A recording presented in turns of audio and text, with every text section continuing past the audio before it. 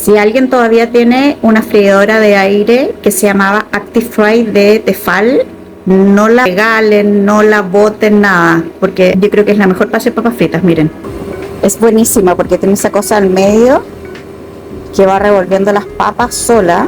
Esta es, no sé si la venden todavía, pero yo por ejemplo tengo la típica air fryer normal para hacer todo lo demás, pero esta me la dejé solamente para las papas fritas. Quedan increíbles y no hay que hacer nada, no hay que dar las vueltas ni nada porque se da vuelta sola.